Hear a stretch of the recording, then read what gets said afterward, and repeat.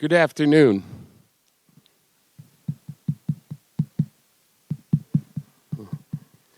Good afternoon. Good afternoon. Just wait, testing, making sure the mic is on. It is on. Yep.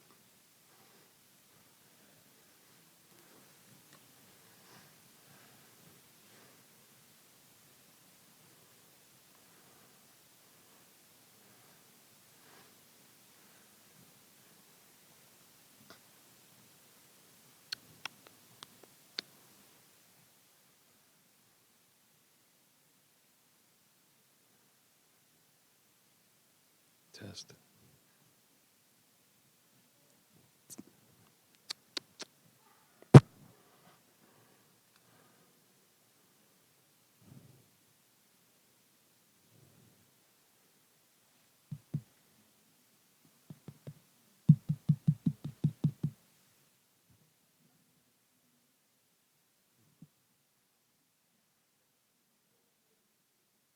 Slight technical difficulty. Hold on.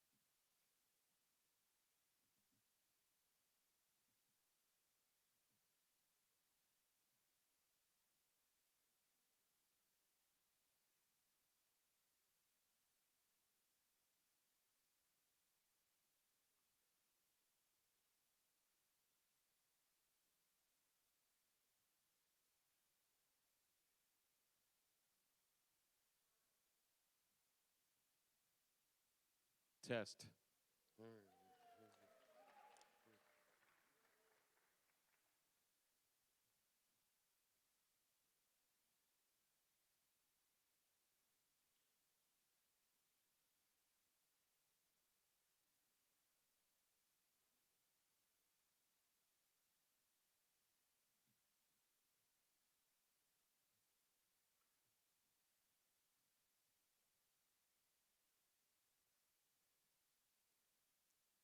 Test, 1, 2. Thank you. Good afternoon. Before we start our program, please join me in a moment of silence in honor of RHS Athletic Hall of Famer James Hennessy, who passed away in March of 2023.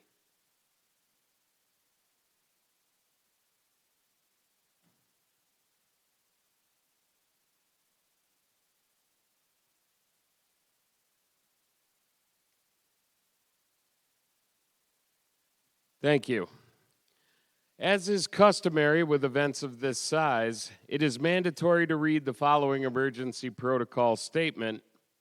In an effort to ensure everyone's safety in case of an emergency, please take notice of the emergency exits located at both the front and rear of this auditorium. Please note the closest emergency exit to your seating area, and remember that you do not have to exit through the same door in which you entered.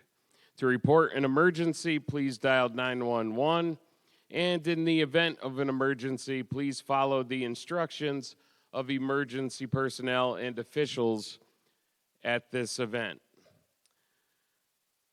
Good afternoon and welcome. And for those of you who are alumni, welcome back to Rockville High School and the 10th Rockville High School Athletic Hall of Fame induction ceremony.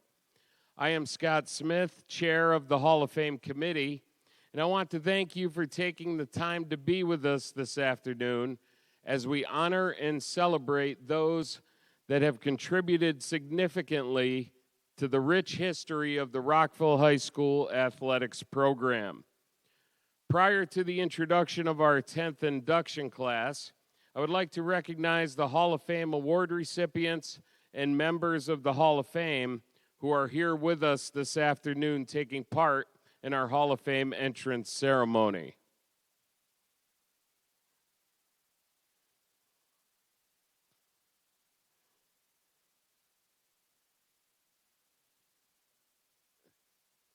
Take your time.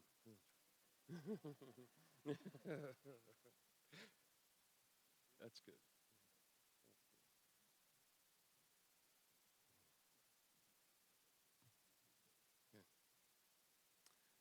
Please welcome back Williams Exceptional Service Award recipients from 2022, Darcy Davis.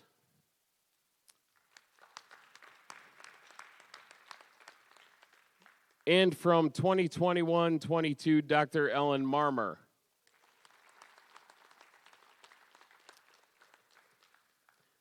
Hall of Famers from the class of 2022, Dan Callahan. From the class of 2020-2021, Bob Carlson.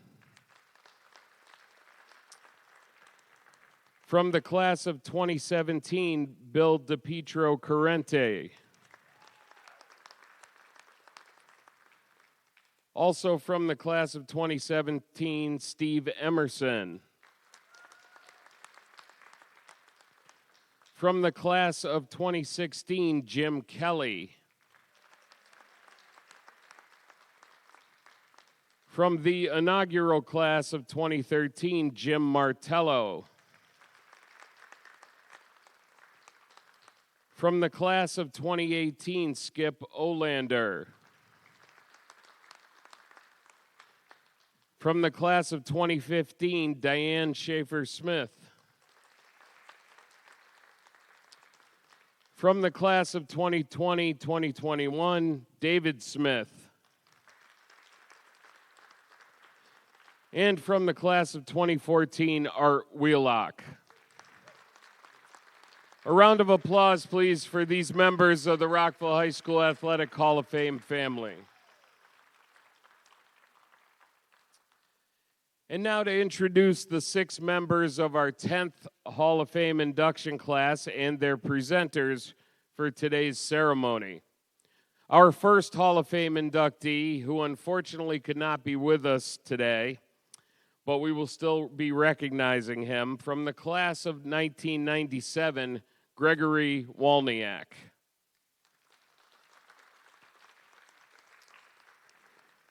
Our second inductee being presented by our former Vernon Center Middle School softball coach and friend, Holly Schaefer, from the class of 1988, Lisa M. Aschenbrenner.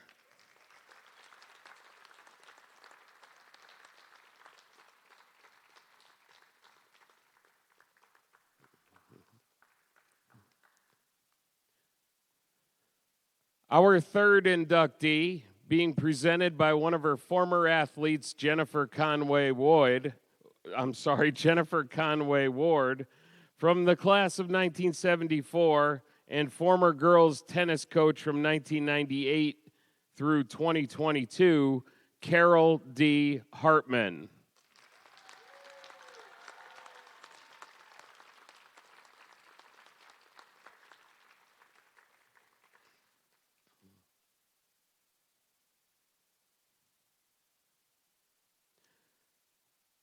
Our fourth inductee being presented by one of her former athletes, Bonnie Tierney, former volleyball, girls basketball, and badminton coach, as well as physical education teacher from 1969 through 2004, Patricia A. Logan.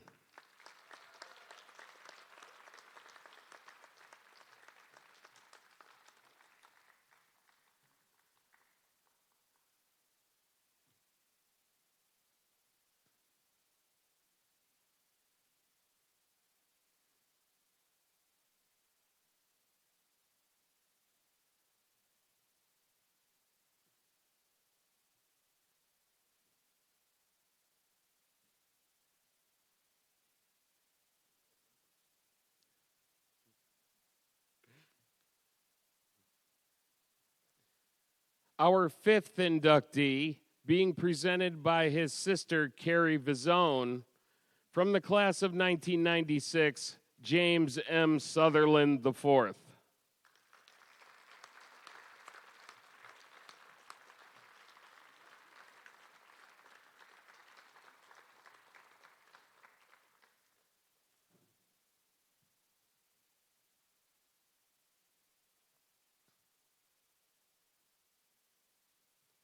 And our sixth inductee being presented by her nephew, Aaron Meredith, from the class of 1974, Bonnie J. Tierney.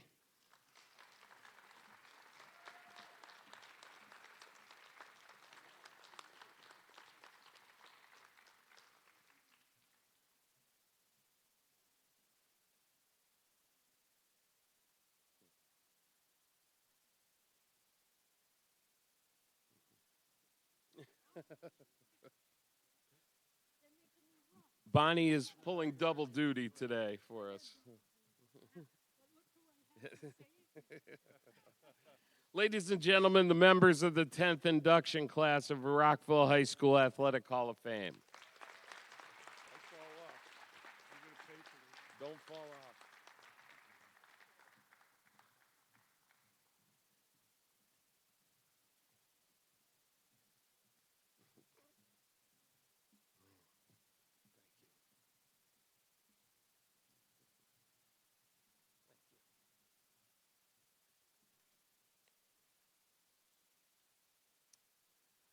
Next, we have four of the Hall of Fame's biggest supporters who would like to share some opening remarks. Beginning with our state senator from the 35th District and mayor of the town of Vernon, from the class of 1988, Dan Champagne.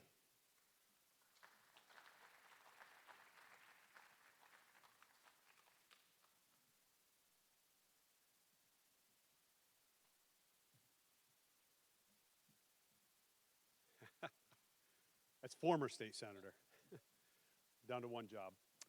But 10 years of honoring those that took part in our sports here at the high school. What a great honor. And we are very big supporters. And I want to congratulate the newest inductees and just welcome everybody and enjoy your time here today. Thank you.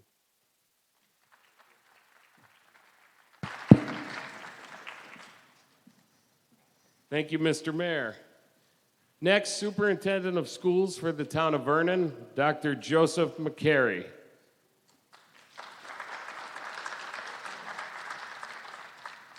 Good afternoon, everyone, and welcome back to Rockville High School. It's great to see everyone here. To the 6 inductees, welcome home. Welcome back to the hallowed hallows of Rockville High School. You will always be remembered here and be honored here today. This year is a year of achievements. We just, in the spring of 2023, celebrated the 150th graduating class of Rockville High School. As you notice today, there are 75 inductees. And on top of that, this is the 10th anniversary of the Rockville High School Hall of Fame Committee. At this time, I'd like to ask the Hall of Fame Committee to please stand and be recognized for all your hard work. Please stand.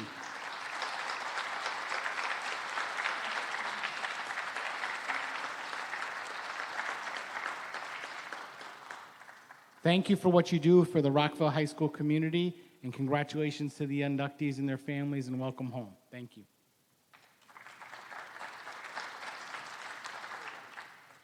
Thank you, Dr. McCary. Next, we have RHS Principal Jason Mago.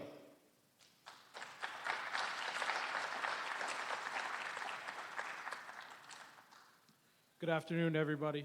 One of the things that I talk to our students about all the time is creating their legacy at Rockville High School, and I think you guys have done an unbelievable job of creating a legacy that they can be proud of. The other thing that I recognize is that when our athletic teams are competitive, the whole temper of the school changes. So I appreciate athletics more than you can imagine. Congratulations to everybody here tonight, and congratulations to the people getting rewards. Thank you. Awards. Thank you. Thank you, Jason. And finally, RHS Athletic Director Jeff Farrell.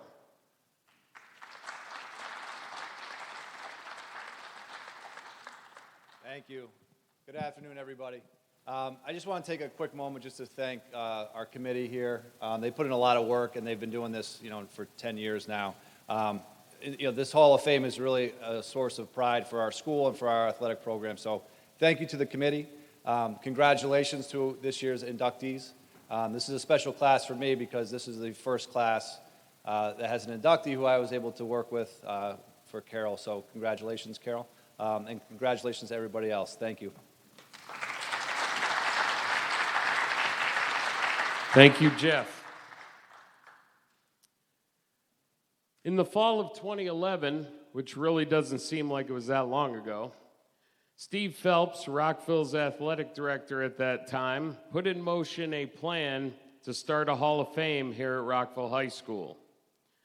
After putting an ad in local papers and reaching out to some athletic alumni, an informational meeting was held, and that group of attendees were strong-armed into becoming the members of the first Hall of Fame committee.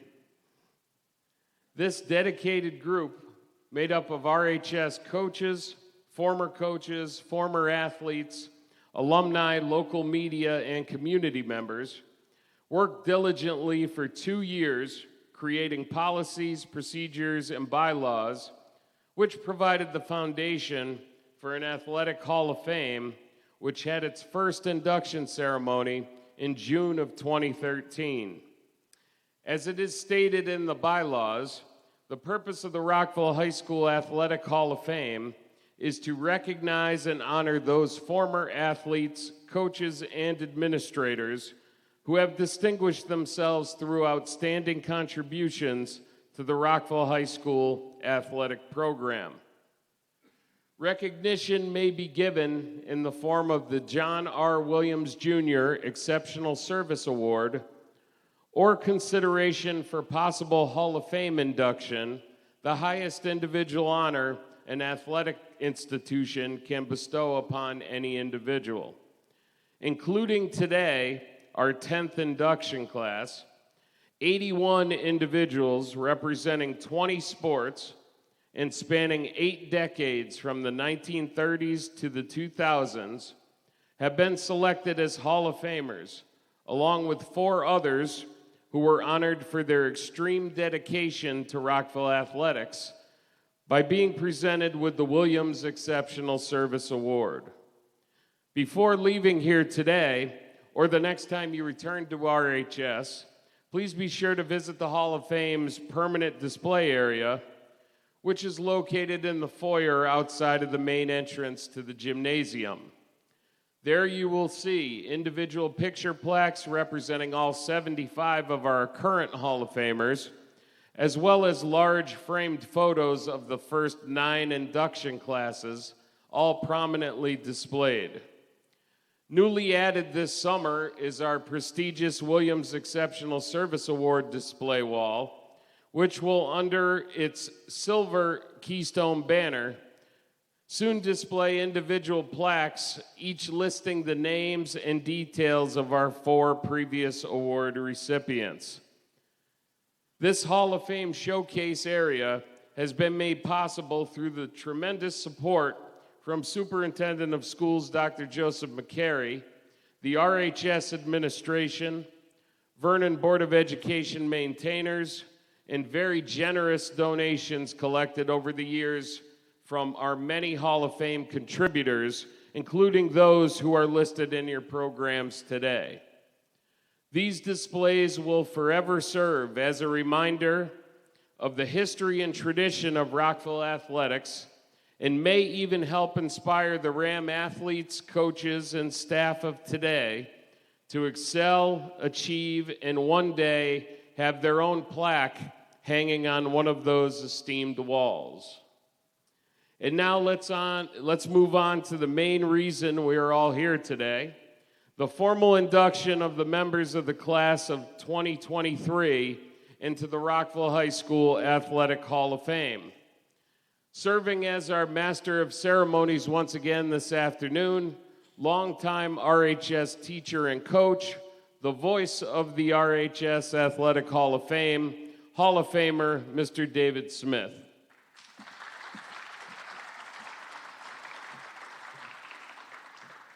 Thank you, Smitty. And let me extend a very warm welcome to everybody here, especially the inductees. Superintendent McCary, Athletic Director Farrell, members of the Hall of Fame Committee, Principal Mago, Mayor Champagne, family, friends, everybody, thank you very much. And all of the Hall of Fame staff members, thanks for being here. To the inductees, it's a wonderful and meaningful afternoon. Enjoy every minute. But I want to take you back to the first time that you ever stepped foot on a practice field or a court. I can imagine your nervousness. I can imagine your anxiety. You wanted to please people and you wanted to make the team. That's okay. That's normal. But I also want you to fast forward to this afternoon. Through it all, through all the years. And I'd like you to recognize the personal growth that you have seen in yourself since that day so many years ago. I'm here to ask you to break it down. Could you be the person you are this afternoon without athletics? Would you not agree that athletics, in all the forms it took for you, and many of us here were both athletes and coaches and administrators, I call that enrichment, that you are the successful person you are today in large part because of athletics? And as you cherish those memories, also recognize all that you have given back to athletics here at the high school. Thank you very much. And so it's been a long time. The memories have faded a bit, but they're still precious. But this afternoon, we want to bring them back to you into sharp focus and allow you to bask in what we have come to call another moment in the sun. So let's get started. Our first inductee is a 1997 graduate of Rockville High School who played one season of basketball, which became notable for reasons which we'll get into in a minute. However, he's in the Hall of Fame because of the football he played and the life he led here at RHS, both on and off the gridiron. In the fall of 1993, he suited up for a young and inexperienced football team who hadn't won a lot of games to that point recently. At that time, he too was young, inexperienced, but given that perspective, he played like a winner, and he insisted that his teammates play like that as well. Because play by play, down by down, game after game, Greg Wolniak showed that Grantland Rice was right. That winning is cool, but it's how you play the game and how you conduct yourself that is important. And that philosophy becomes more and more important as time goes on. Greg is in the hall for his character, as well as his statistics and his award. You can say that his leadership began at home and on the football field here at RHS, and it continues to this day. His Hall of Fame coach, Tom Dunn, summed up Greg Wolniak by saying, a great athlete needs three assets: ability, commitment, and attitude. Ability sets the limits as to what we can accomplish. Commitment sets the limits as to what we accomplish. And attitude sets the limits as to how we go about accomplishing those things. In the old coaching parlance, Greg was mobile, agile, and hostile. He committed himself year-round to being the best he could be. His attitude was always centered around the team. There was no me, only we. Greg Wolniak was a great athlete and is an outstanding person. Greg's list of awards speaks for itself. Named to 3 All-CCC East teams and 2 All-State teams. After each of the 5 seasons he played for the Rams, he was named a Hartford Courant All-Academic Team Scholar Athlete. He won the 1997 CIAC Scholar Athlete Award. Hall of Fame coach Art Wheelock describes Greg as a fierce competitor who played both ways, but was unbelievable on defense. He always had a Mike Singletary look in his eyes, no fear. There's no question one of the top linebackers during my years at Rockville, a very intelligent kid who just was a great person. One of those individuals you knew was going to be successful whatever he chose to do. And this is really great. At the time of his graduation, in the history of football in Connecticut, Greg Wolniak ranked 3rd in career tackles and 5th in season tackles. I mean, did RHS really need all those other guys out there on defense?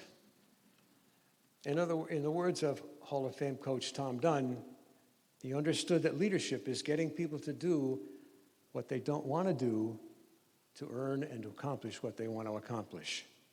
Greg made me a better coach. He made us all better teammates.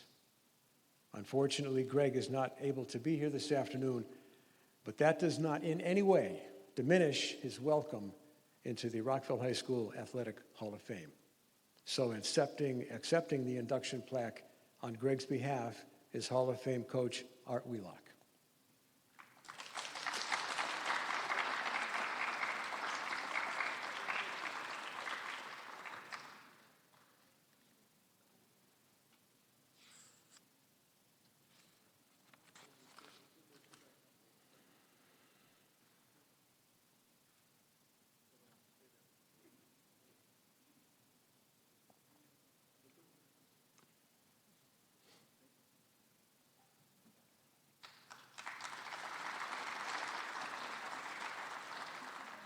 At this time, I would invite Lisa Aschenbrenner and Holly Schaefer to the stage, please.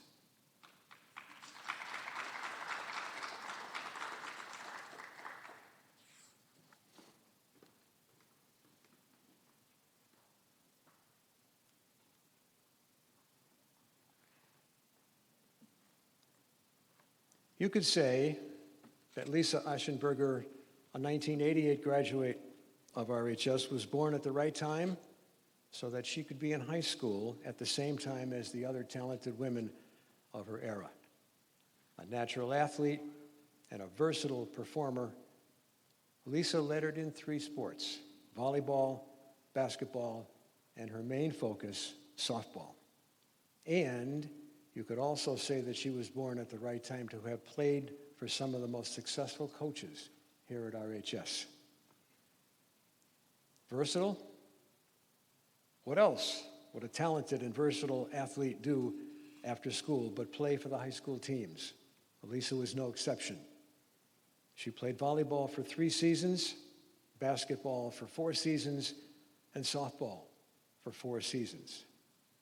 If they let her, she would have continued to play catcher for RHS for another 4 years. But there are rules against that, and things we have to get on with things, life goes on. In volleyball, she was a setter, and by her senior season, she was made all-CCC. She is quick to give credit to her coach, Rose Otten, for setting high standards and insisting her players strive for those high standards. In basketball, she played forward and guard for a team loaded with talent, and she held her own. Lisa played with 4 future Hall of Famers, and it's truly great that she joins them in the hall this afternoon.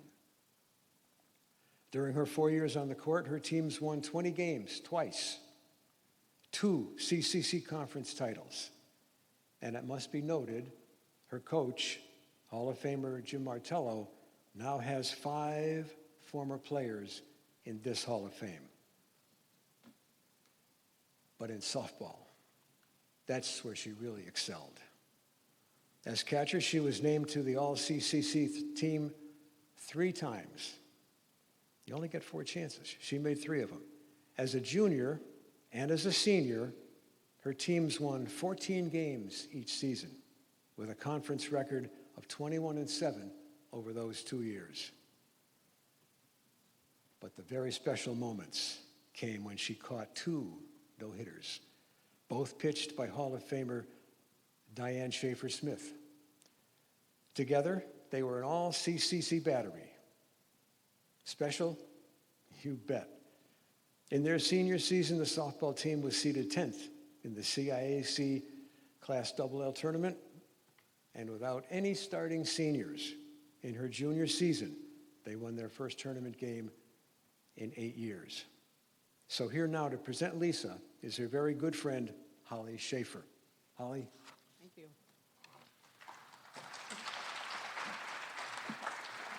I first met Lisa when she was a 7th grader at Vernon Center Middle School, and I was the softball coach. I was fortunate enough to coach in a town that had a very strong girls' recreation softball program and provided me the ability to choose junior high students who had been playing the game of softball for a few years. Many of the players I coached at VCMS came to the team with a strong knowledge of the game of softball. As a 7th grader, Lisa came to tryouts for the team, and at that young age, had one of the strongest and most accurate throwing arms, which is unusual for a 12-year-old. I knew when I selected Lisa for the team that I wanted her to play the position of catcher. To this day, I don't know if Lisa wanted to play that position, but I knew she would make the team stronger by being behind the plate. On a fast-pitch softball team, the catcher is the coach on the field. The catcher needs leadership skills, respect of their co-players, intellect, and maturity to direct the team. Qualities that Lisa, as one of the younger members of the team, developed over the season. Lisa embraced playing the position. Not once did she mention that she ever wanted to play any other position. I don't think I would have listened, but she never said anything. She demonstrated a passion to learn and a commitment to get better at every practice and every game. Lisa was always respectful and supportive of everyone around her, whether teammate, opponent, and her coach. Yes, a coach's dream player. The role of a middle school coach is to prepare students to go on to the high school team and be successful at that level. This can't be accomplished unless the student is a willing participant. Lisa was more than willing to listen and learn and was much harder on herself when she made an error than I would ever be. Now, some 40 years later, that middle school student reaches out to you and asks you to be their presenter. As a coach, you never know the impact you have on the students who have been on your teams. At a minimum, you hope their softball skills improve, they go on to excel at the next level, and continue to enjoy playing the game beyond their school years. Lisa, athletically, has accomplished all of those things, and personally, so much more. It is now my extreme pleasure to present Lisa Aschenbrenner for induction into the Rockville High School Athletic Hall of Fame.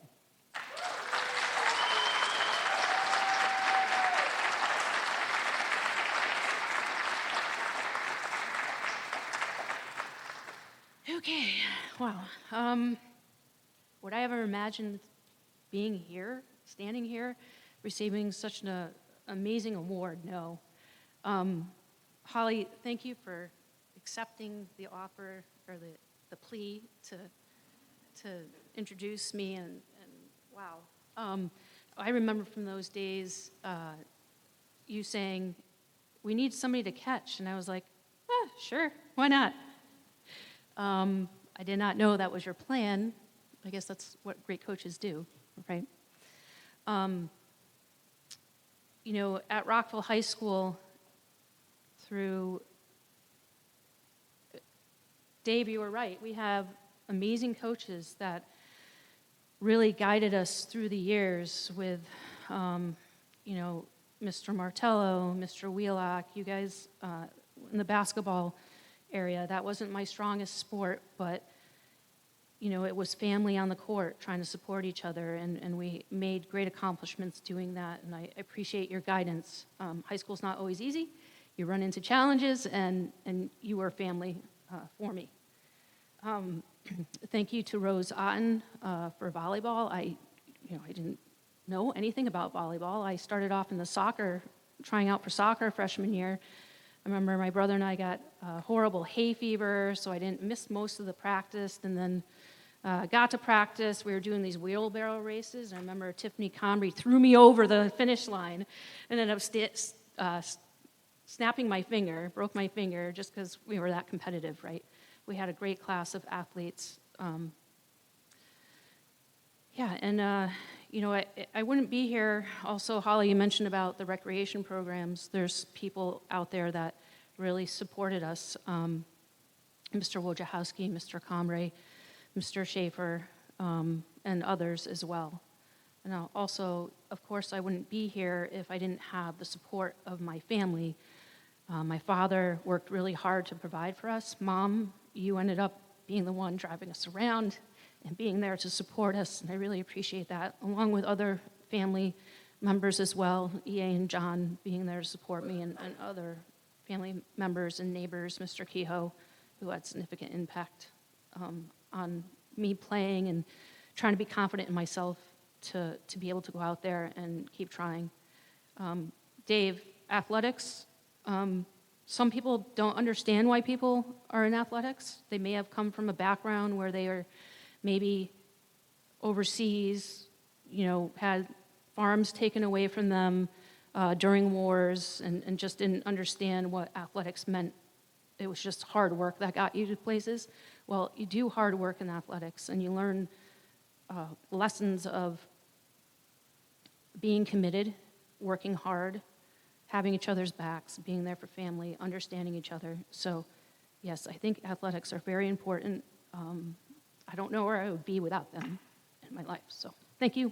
Appreciate it.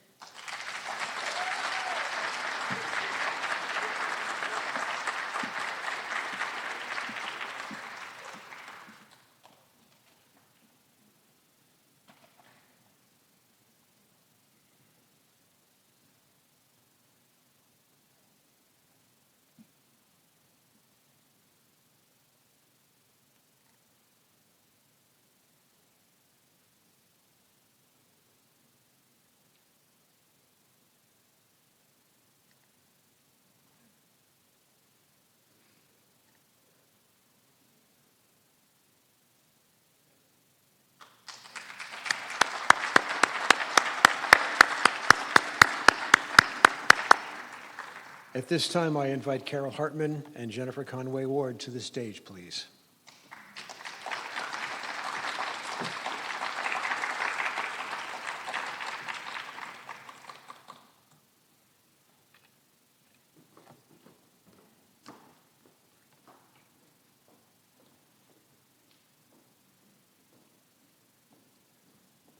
In 1974, graduate of Rockville High School, Carol grew up loving sports, was considered a natural athlete. She participated in 3 sports in high school, eventually focusing on tennis. Later on, she earned the status as the #1 singles player on the New England USATA circuit. But as is her habit, she translated her exceptional playing skills into passing on her knowledge and talent by becoming an instructor and coach. She served as assistant pro at the East Hartford Rec Center and director of tennis at Ellington Ridge Country Club. But then things got interesting. When the tennis coach at RHS decided to step aside, she recommended Carol to athletic director and Hall of Famer Tom Allen. You're hired. And with that began a 25-year Hall of Fame coaching career at Rockville High School. Success at the high school level came quickly and never slowed down. She began her coaching career at RHS with a 13-2 overall record. At one point, her tennis teams rode a 17-match winning streak. They won back-to-back CCC East championships and berths in the state Class L tournament. During the next 8 seasons, her teams went undefeated 6 times in conference play. And during those years, Carol's teams won 2 more conference championships, and of course, they secured places in the state tournaments. Like most successful coaches, Carol stressed the fundamentals of the game, giving her players a solid foundation in their approach to tennis. Clearly, that philosophy worked because she placed so many players in the state tournaments. No fewer than 55 of her athletes achieved all-conference status, and 2 of her teams made CIAC all-state teams. Now that she has been selected to the RHS Athletic Hall of Fame, she is a true statesperson of our high school. Statesperson, statesman, stateswoman, these days, I don't know. But you know what I mean. So Carol, congratulations. So here now to present Carol is a former athlete, Jennifer Conway Ward. Jen.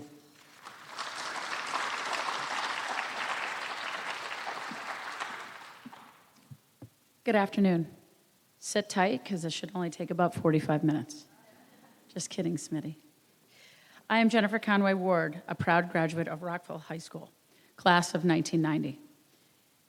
I'm thrilled to be back on campus to introduce an extraordinary woman who has impacted so many, whether it be through athletics or by personal connection. If I get emotional while delivering this, please bear with me. Keep in mind that public speaking makes me very nervous, even though I am a teacher. I recently became an empty nester, and I'm still married, so that's an issue, or menopause. When approached to speak on behalf of Carol Hartman, I was so incredibly humbled and quite frankly surprised. I thought to myself, she's simply amazing, and I can only imagine the line of folks who would die for the chance to speak on her behalf. Why choose me? And then as quickly as I doubted myself and Carol's choice, I immediately realized that I was the perfect choice. I told myself I wouldn't cry. Why? Because I am the product of what we hope all athletes take away from their experiences with every coach. Carol was first a family friend. My father had a knack for surrounding himself with the greatest and most loyal of friends, who were also good to his children. Carol was no exception. Through this connection, she offered me the opportunity to care for her 2 young children, Brendan and Jamie, during their summer breaks. Carol always made me feel valuable and would emphasize how much I was helping her out, which made me laugh. Here I was surrounded by a fun and loving family. I got to play tennis, mini golf, go on picnics and walks, play in the pool. It was like summer camp, and with 2 adventurous younger siblings. But apparently, and I didn't realize this until I became a parent myself, I was actually being entrusted with Carol's most precious blessings.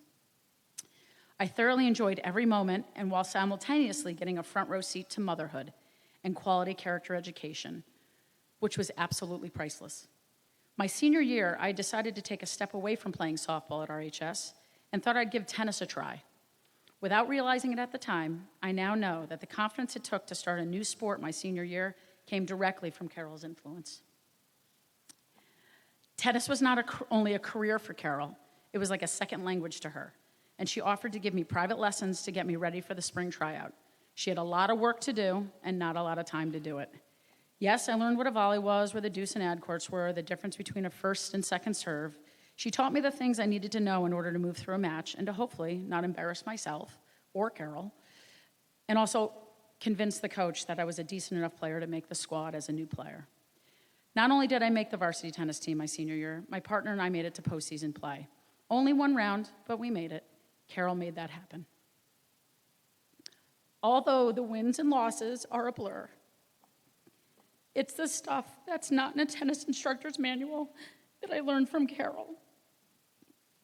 How to remain humble, don't show emotion on the court, clearly not in front of the microphone.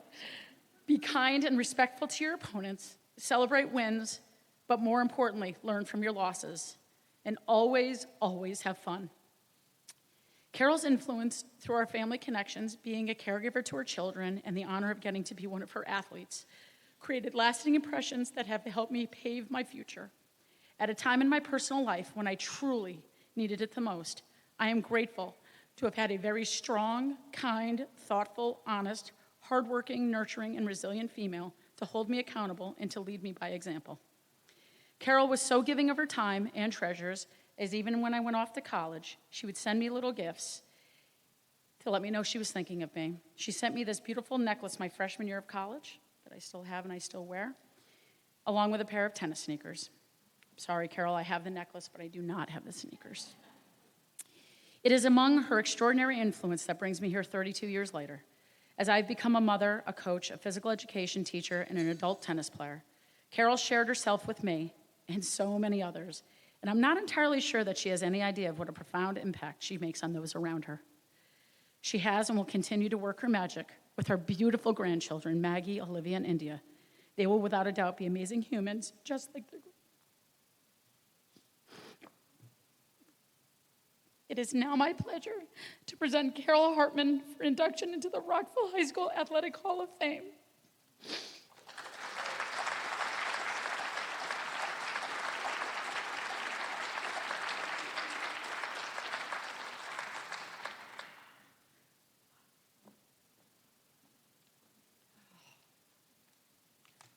Thank you, Jen. Thank you. Somewhere along the line, it just makes me feel that something I did went right. Thank you so much for coming here today. It means a lot.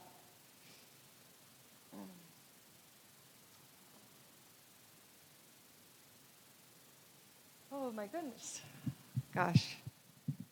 Ellen, is my heart supposed to be pounding like this?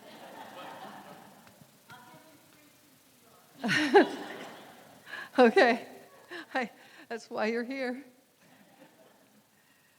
First things first, first thing I'd like to do is embarrass my grandchildren.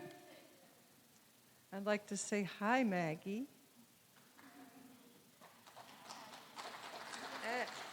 Hi, Olivia.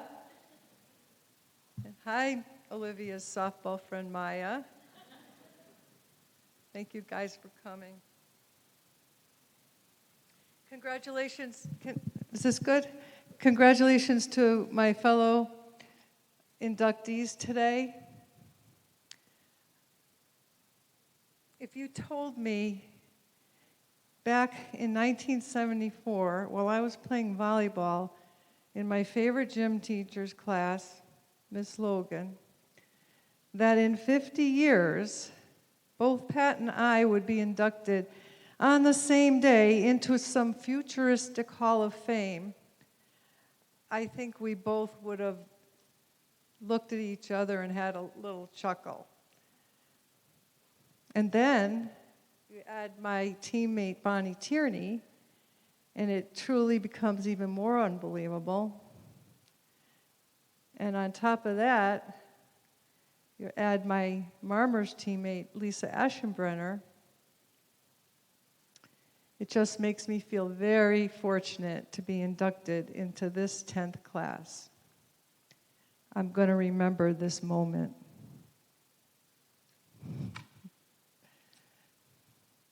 Thank you to the committee for this honor.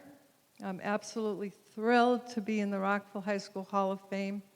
It means everything to me to be honored at RHS, my school. What an incredibly awesome, fun thing that I got to do for 25 years. A year and a half ago, when I concluded that I needed to leave the tennis team and move on to coach and watch my granddaughter play softball, it was like giving away a part of me. It was very difficult. But it was the right decision. I wouldn't miss that for the world. So today I celebrate all those years with the team. Coaching this team has meant the world to me. It really was a dream come true. For you see, I have loved playing sports since I was a child. It's all I wanted to do. I was one of those tomboys. Today they would call me an athlete. However, there weren't any organized sports leagues for girls when I was growing up, at least not in Rockville, Connecticut. So I played in the side yards and the backyards with the neighbor kids, football, wiffle ball, baseball games. We played every day, and when the ball got hit over the fence into Carl Schaefer's backyard, we used to crawl under the grapevines and go get the ball before anyone saw us. I still remember it. I so wanted to play sports. Every Saturday, I would walk down to Northeast School, and on my way, I'd buy a candy bar at Mary's. And I'd sit on the bleachers, and I'd watch the boys play basketball. The Elks, the PAC, I remember the names. They had uniforms. Their sneakers squeaked on the floor, and they got all sweaty. But I just watched and ate my candy bar. One day, I got brave, and I went up to someone in charge, and I asked them, could you maybe start a girls' basketball league? Well, I guess I said something funny because they laughed at me. I was just 10, and that's just the way it was. So then, I went home and I asked my dad for a basketball hoop on the garage. And he said, why would you want that? Well, it was because I wanted to play. Well, I got that basketball hoop, and all the kids came and played on it, and even some parents. And we would play on that basketball hoop on the garage until it was nighttime. Then there were times that I would walk over to Henry Park, cutting through the yards of 4 streets, and sometimes I'd have to run if it was a mean guy's yard, and I'd watch the boys play Little League baseball. They had uniforms, patches on their sleeves. They slid into bases. One day, a kind man saw me watching every day, and he asked me if I'd like to learn to keep score. Well, sure, if I can't play, I'd like to be part of it. So he taught me how to keep score, and I would keep score up in the top of the snack shack. It's kind of hard when you're trying to teach a 10-year-old that first base is a 3, and second base is a 4, and third base is a 5. But somebody thought of that. But I was thrilled to be part of the game and keep score, and I have to thank Mr. John Gill for teaching me how to keep score.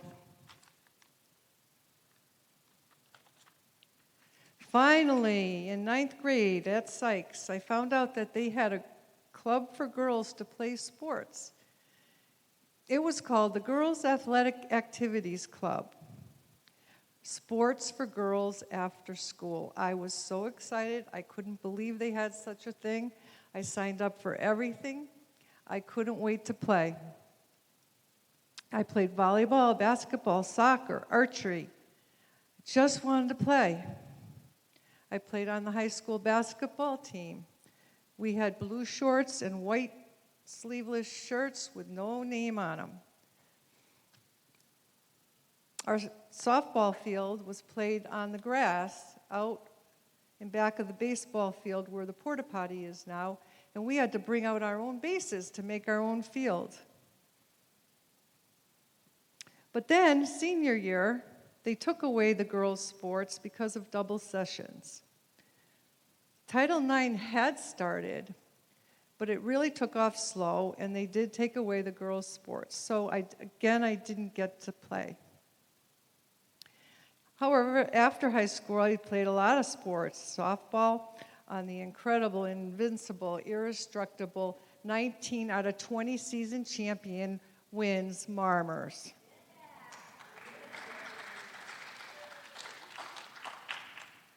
Then I became very involved with tennis, and I competed around Connecticut and New England and developed a strong competitive game. I became a member of the United States Tennis Association, and I began teaching tennis to adults and children. 26 years ago, I started coaching the Rockville High School tennis team. Thank you, Tom Allen. When the opportunity came my way to coach the team, it was a dream fulfilled, an opportunity to coach, pass along my tennis knowledge, and compete through hundreds of girls at my school.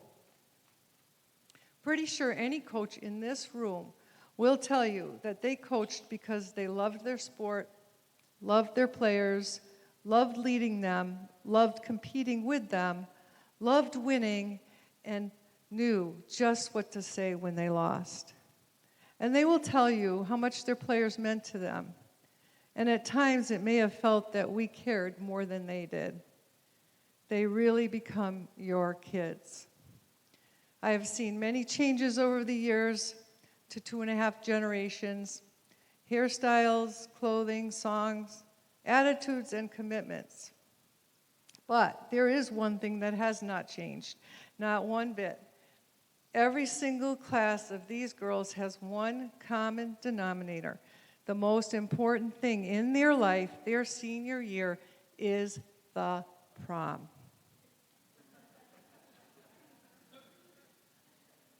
As a spring coach, that is a very difficult problem.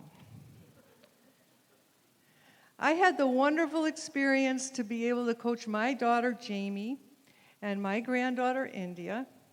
And as I look at all those pictures of all my players, and I talk to former players, I think of the fun times, the work they put in, the nail-biter matches, my nerves, how I had to hide my nerves, the come-from-behind wins, the player that won her first match or got in the lineup for the first time.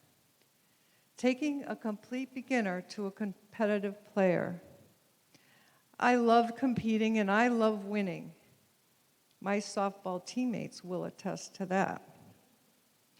My dad once said to me, Carol, if you could just channel that passion that you have and desire for sports into the business world, you would be unstoppable. My passion never left athletics, and for 25 years I put that passion into my tennis team. Being competitive in athletics has always stayed with me, and I do know that Dad would be proud today. As much as we celebrate every winning moment, what I have learned is that these athletes for sure will remember the wins and the losses and the titles. But when they get together for their 5th, their 10th, and even their 50th reunion, when they sit down and talk, they're going to say, remember the day when we stopped for ice cream? When the bus driver got lost? when it rained and we had to squeegee the courts and use doggy pee pads, practicing in snow flurries when we saw a small tornado during practice swoop up all the equipment as we watched that whirlwind travel across the courts. It's really true. Running the cross-country course, running the halls, pasta parties, pool parties, freezing, freezing, freezing cold practices and matches, freezing, and the wind. Most importantly, they are definitely going to remember our organized snack assignments. No team ever will top our snacks. They have memories, and I'm proud to have given these girls memories that will cherish being on a team, working hard, having success and failures, just having fun being a teenager. I went to high school here. My kids, Brendan and Jamie, went here and played sports. One grandchild, India, has graduated here, and Olivia and Maggie will be on their way. This is where my heart is and where it always will be.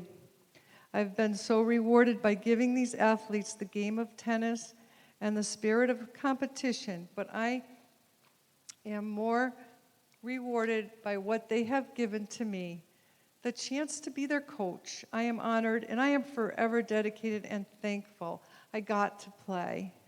As a footnote, today, I sit at Northeast School on the bleachers, and I coach my granddaughter playing organized basketball in a league for girls. The same bleachers. She has a uniform with a team name on it. Her sneakers squeak, and she gets sweaty. Also, today, I watch and I coach my granddaughter play softball. We both wear Little League patches on our sleeves, and I still keep score. Thank you very much.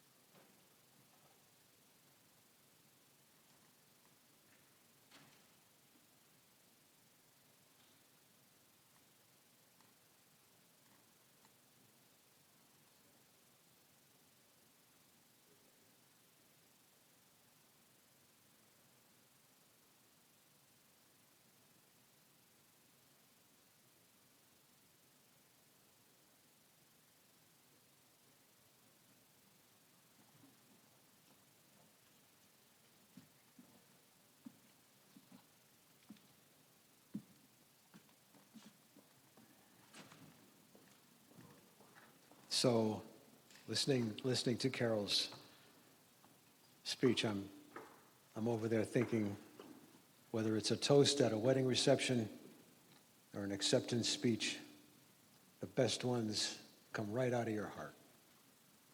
And I say to myself, are you kidding me? At this time, I invite Pat Logan and Bonnie Tierney to the stage, please.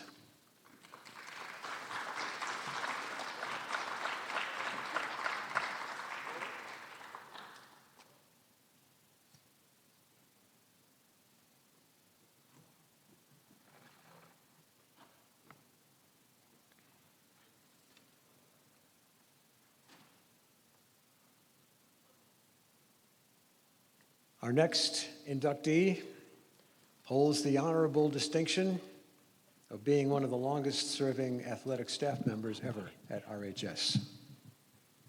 This afternoon, she joins head coaching colleague Carol Hartman in the Hall of Fame. Together, they enter the Hall as the first female head coaching inductees.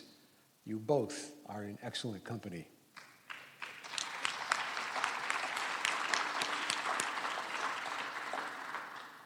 You're both in excellent company this afternoon on a couple of levels. Pat's career here at RHS means that she witnessed the playing, coaching, or administrative careers of 60 current Hall of Fame members. Longevity is certainly a respected quality in a person's service. Loyalty obviously means a lot. Along the way, Pat coached 4 sports here at RHS, concentrating on badminton and volleyball. After coaching volleyball for 10 years, she indeed rescued the badminton program after Hall of Famer Bob Carlson stepped aside. Summing up her volleyball career during the next 10 years as head coach, and without an assistant, I might add that her teams won 5 CVC championships and qualified for the state tournament 5 times. During that time, she put together 100 wins. In her last 5 years as head coach, her teams won 69 games, 69 matches, and lost only 11. That is north of an 86% winning record. In 1982, her team won a first-round match with a sweep against Wyndham. And in her last season, in a class act, which came as no surprise to anyone, she shepherded the program into the new era of the highly competitive Central Connecticut Conference. Turning to her 14-year badminton career, things didn't start out great. She inherited a winless team after the 1989 season and didn't win a game during her first season. But true to her character, she persisted. In 1991, her team finished 5th in the state tournament, took 3rd place in 1992, and won the whole thing for the first time in 1994, and then again in 1998. Pat's her teams kept to their winning ways by winning 2 Connecticut Interscholastic Badminton League titles. That's 2 state championships, folks, and finished 2nd twice. Also indicative of her character, she gives a lot of credit to Hall of Fame administrator Claire Album. Claire started the Girls Athletic Activities Club, first of its kind in the country. As Pat says, Claire Album was the driving force behind the early development of girls' sports here at RHS, and Claire Album recognized the potential in Pat Logan and recommended that Hall of Famer Dick Tingley hire Pat.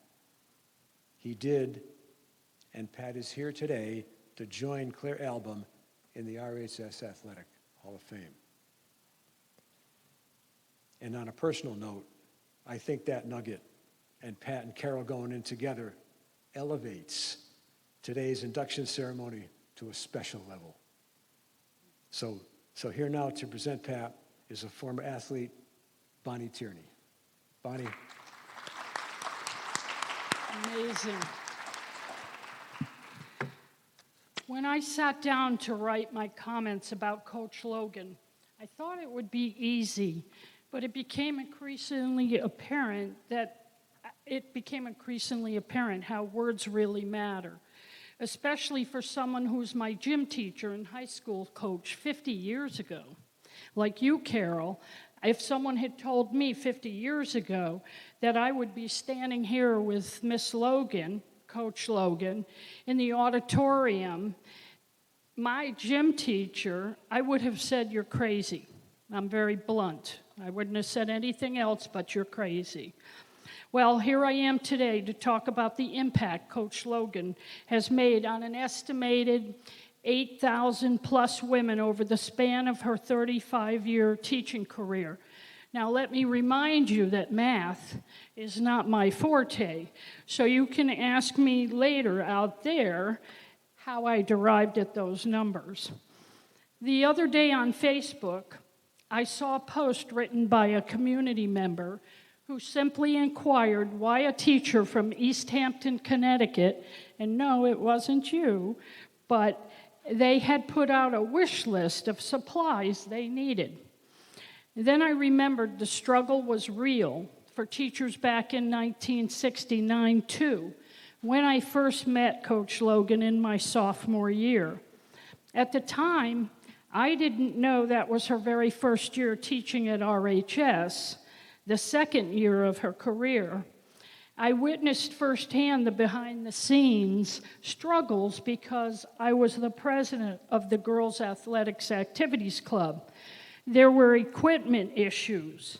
And Carol, you'll remember a lot of this, but how many bats and balls could the ladies have? Carol was alluding to the fact that we had to carry our own equipment out, and we had to drag our bags and everything, but she's right. There were problems about who would have gym space and how we would be bused downtown Vernon to play golf. Coach Logan and Miss Album, the director of GAAC, fought hard for us. Miss Album, in her small office shared by all of the gym teachers, said things I dare not repeat, though I must say it still brings a smile to my face. Speaking of smiles, Coach Logan always had the most infectious smile I have ever seen. You see, education is about encouragement and making a difference in the lives of those 8,000 plus students you teach. And believe it or not, that big smile goes a long way.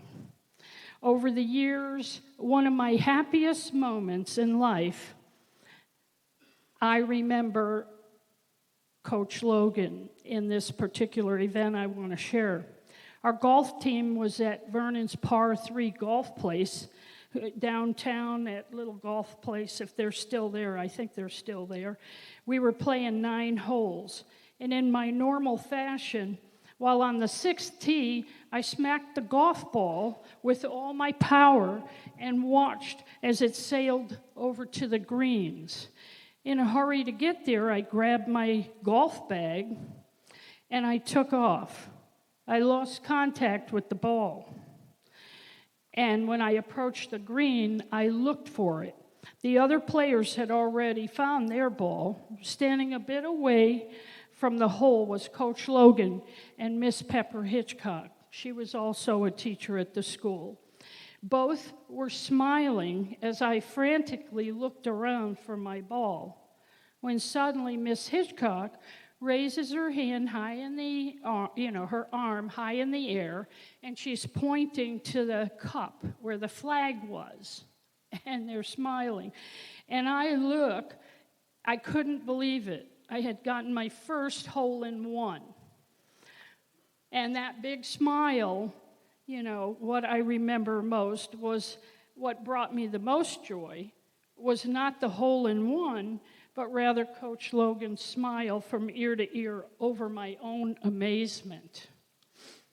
Not only does she have an infectious smile, but she has an amazing good heart. Kind, patient, warm, and extremely humble. She still cares about her students, her community, and the youth who live there. You only have to look at her biography in the program to see her many achievements and how astounding she was and is still. I think you brought a guest from East Hampton here, and I should remember, I know it's Kevin, but Kevin's with us, and he's the superintendent of the East Hampton public schools. And so he's here to represent Pat, if you will, and Miss Logan for her achievements. After her retirement, she became the chairman, Parks and Recreation Commission for East Hampton, Connecticut. She was responsible for developing and running sports programs for the town of 12,000, to include summer swimming programs, basketball, baseball, and youth and high school athletes. Coach Logan has had an immeasurable impact on the lives of many people. But what you don't know about her is that her therapy dog, Zach, who is a Maltese Shih Tzu poodle, Maltipoo, don't ask me how that happened, but he has had a huge impact on her. Miss Logan is a private person, a quiet woman with few words. It took a great deal to get her to come today in many respects because she's so humble. We all knew that growing up and watching her as a coach. It is now my pleasure to present Patricia Logan for induction into the Rockville High School Athletic Hall of Fame.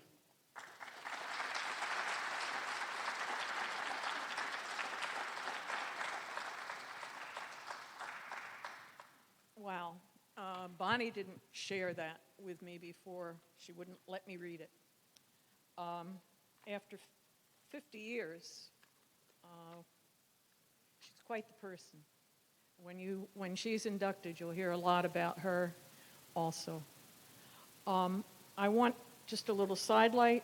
When you leave, before you leave, there's a basketball on Bonnie's table and a volleyball on my table. I wish you would all sign it for us. What I thought I'd do is just go down a little bit of my memory lane as to how I got to Rockville. I was here for 35 years. I taught 36 years.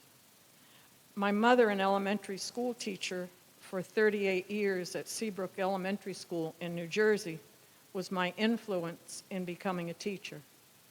And my high school physical education teacher gave me my direction. The gym was my safe place while I was in high school. Every free period, I was in helping and playing ping pong against anyone that would play.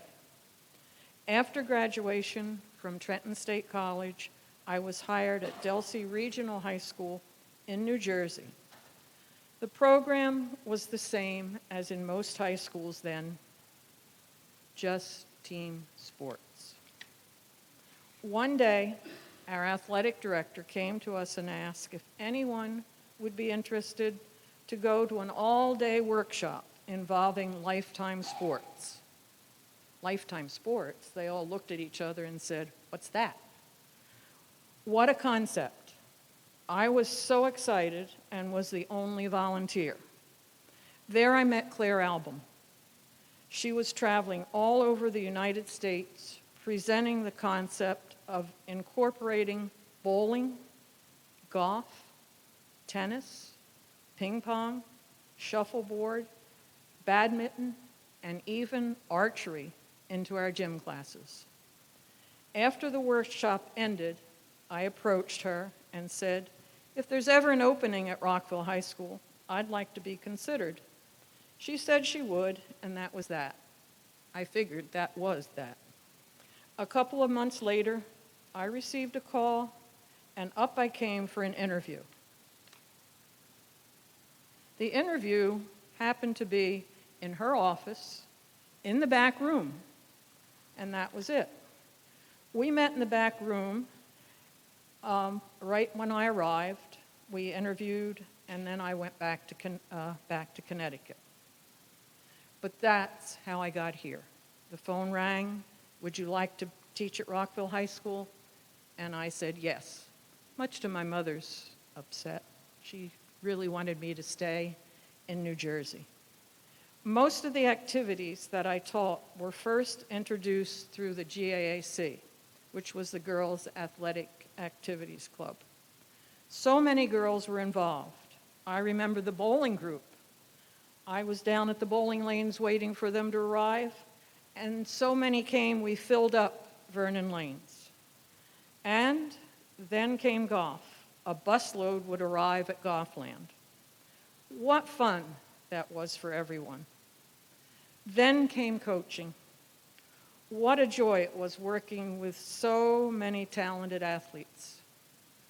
I may have coached them, but they were the athletes that did all the work. Volleyball was my favorite team sport, winning so many league championships. Then I was given the chance to coach varsity badminton. Big shoes to fill, as Coach Carlson was so successful. We did, however, manage to win the league title and a state championship. We as teachers and coaches don't realize what's going on in the lives of our students and student athletes and the impact we have on every one of them every day. Sometimes just a smile, saying good job, encouragement means everything. I personally have found that out more in the last 2 weeks than I knew in my 35 years of teaching. I want to thank Scott and Bob for all the work you do putting these award ceremonies together. And thank you to the committee for my nomination and election to the Rockville High School Hall of Fame. I am indeed honored. Thank you.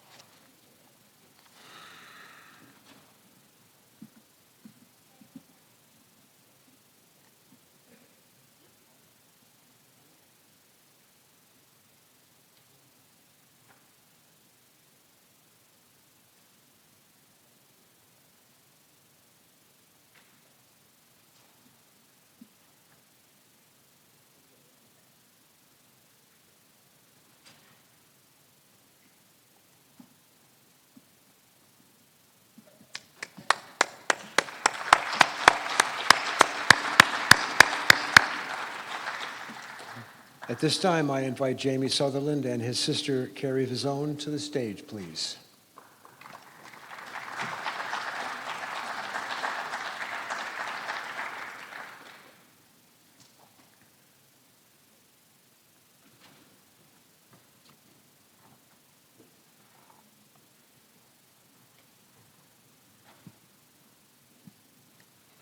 Our next inductee is a 1996 graduate whose induction into the Hall of Fame is based on his participation in one sport. So clearly, those accomplishments must have been truly outstanding. He joins two line mates in the hall this afternoon, Keith Millen and Steve Rembish. When he was a freshman, Jamie's talents became obvious. And when he replaced the previous season's #1 scorer, he never looked back. Never missed a practice or a game in a stretch of 88 straight games. His work ethic and attitude paid off for the rest of his high school career, and they still do today. So he had the basics taken care of, and now it was time to put up some numbers.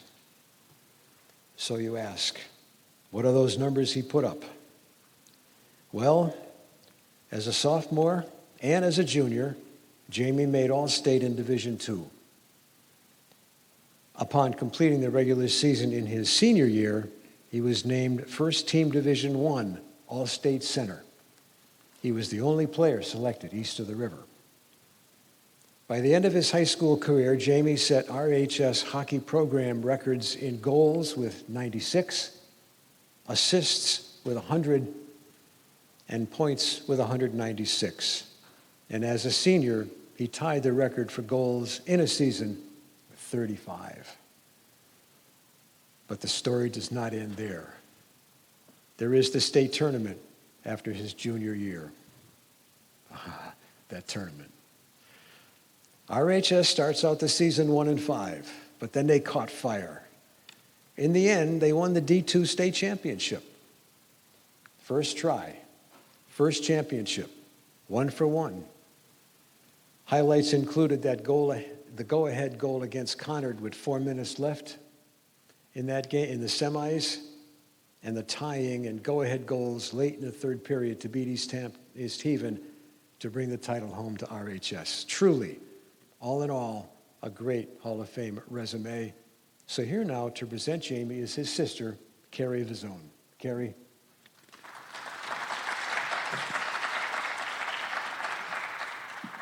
Thank you. Good afternoon. It is with great pleasure that I stand here to introduce my brother, Jamie Sutherland, as he is inducted into the Rockville High School Athletic Hall of Fame for ice hockey. Jamie has played hockey since he was 7 years old. Nowadays, that seems elderly for just beginning a sport, but hockey was in his blood since birth. Our grandfather played hockey in high school and at Brown University, where he was the captain during the 1951-52 season, landing him in the Brown University Hall of Fame. Our dad played in high school and in college. Sorry. See, I cry too.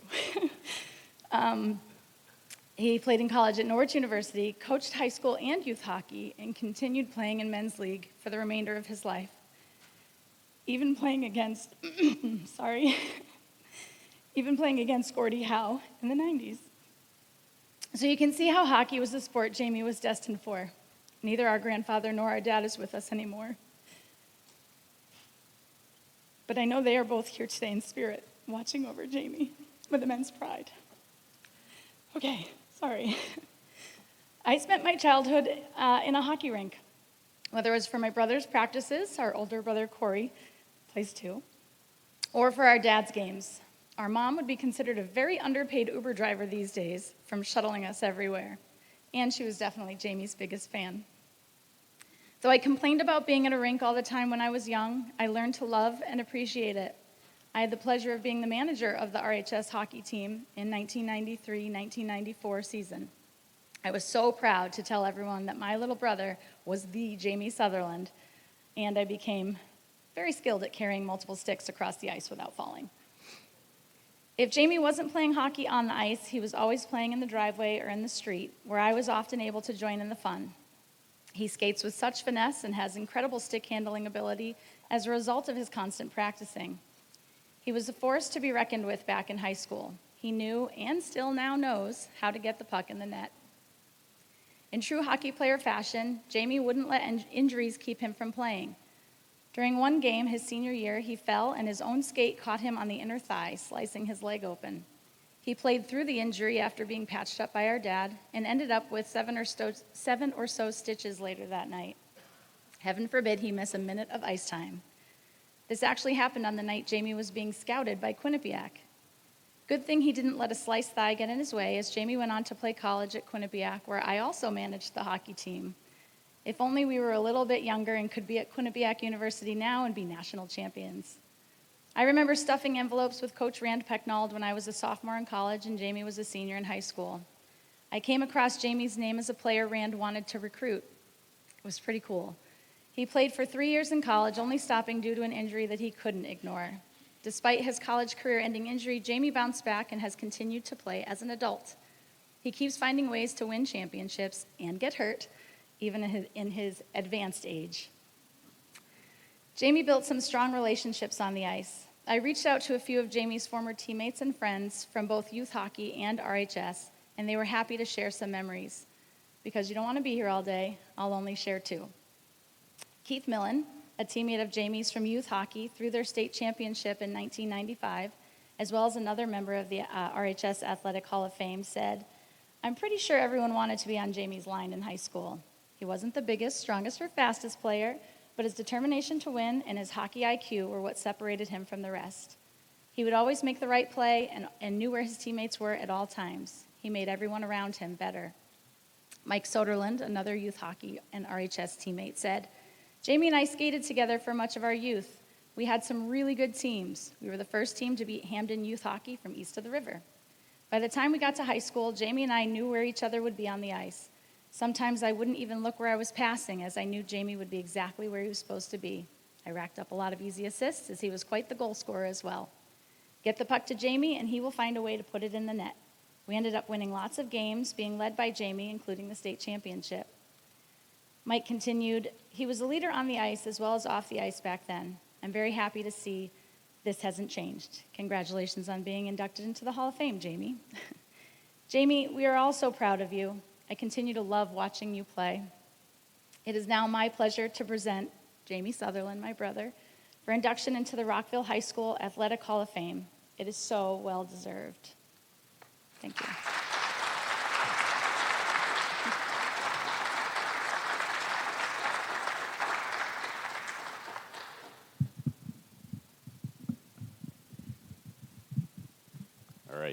Can you hear me? So I'm going to start, before I give my speech, if you see this picture up here on the screen, it's quite unique in that on the top, that is me, but on the bottom, that is actually the other Jamie Sutherland that I went to school with. So believe it or not, there was 2 Jamie Sutherlands in my high school. And one of them, myself, was the hockey player. The other one was never in the same class as me because he was so much smarter.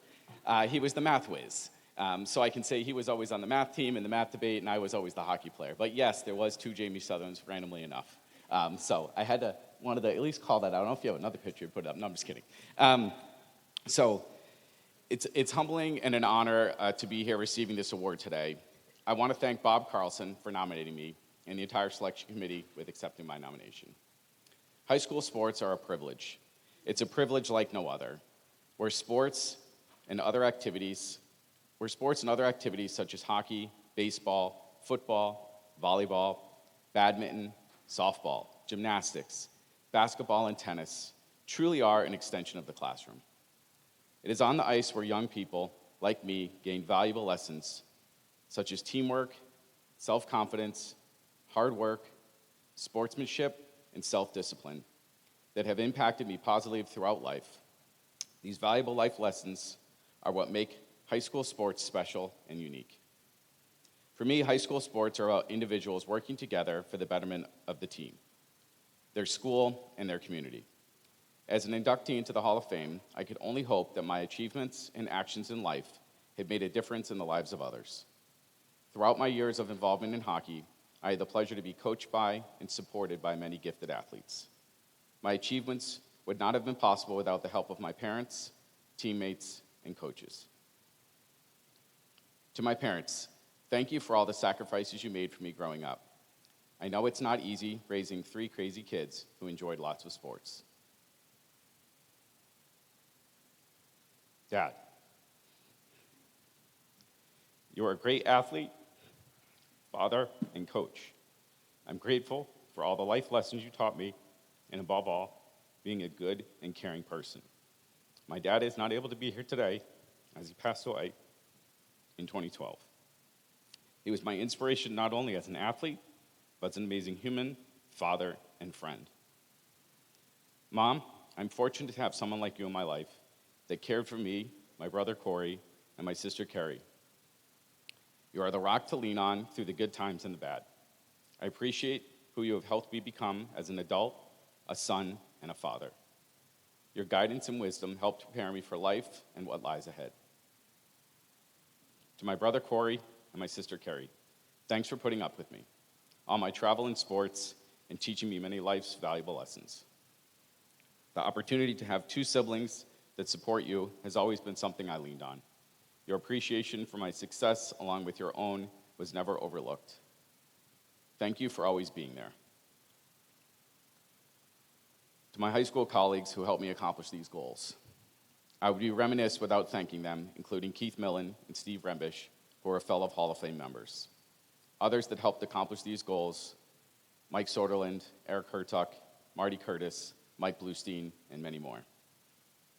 As I reflect on my high school career, one memory I wanted to share today was during my junior year, winning the Division II state championship. It was an incredible opportunity for the entire team to play in the championship game, yet alone come home with a victory.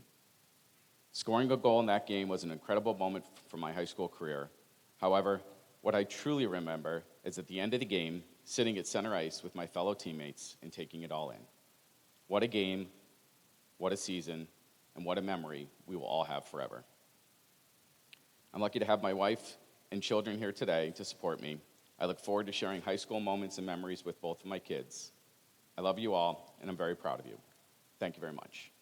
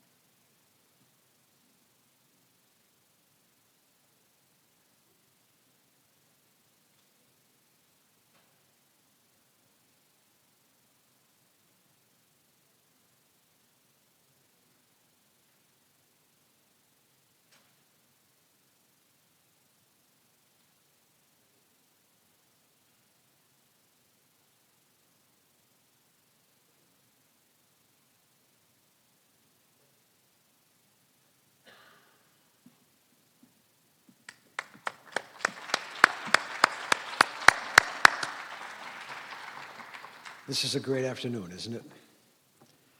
At this time, I would like to invite Bonnie, and her presenter, Aaron Meredith, to the stage, please.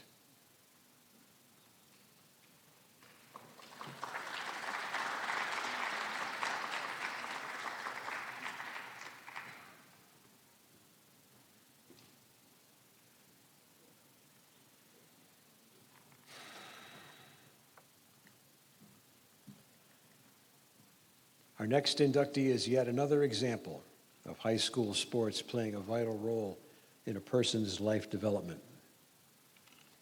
I'm not here to tangle with the age-old question about sports. Do they create character or do they develop what's already there? Suffice to say that after high school, Bonnie Tierney took what she learned there and contributed to the world that she was a part of. But let's go back to the beginning. During the 4 years Bonnie was in high school, Title IX was passed and changed the world of amateur athletics forever. Not that she needed any encouragement to participate, she participated in no fewer than 6 sports. And when not on the athletic fields, she was also active in extracurricular activities. And let's not forget her basketball career here.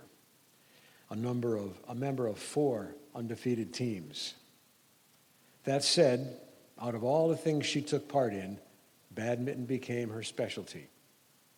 She reached the state tournament as a junior, and she remembers the extra work her coach Pat Logan had her do, and she remembers rising to so many occasions because of the high standards put upon her in high school. So, Bonnie won the 1984 European badminton title while serving as a captain in the United States Air Force. Thank you for your service.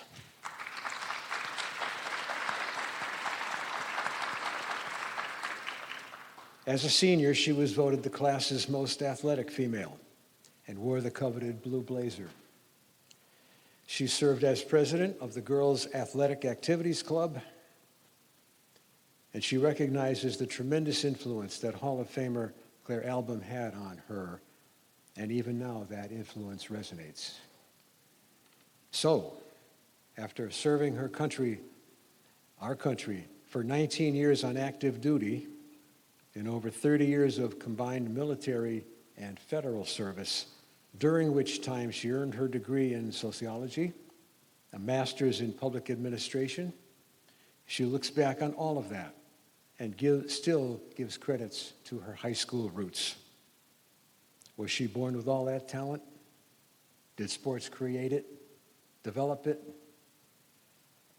I don't know, but what I do know is that the results are undeniably excellent. And that's why Bonnie Tierney is in the Athletic Hall of Fame. So here now to present Bonnie is her nephew, Aaron Meredith. Aaron. Thank you.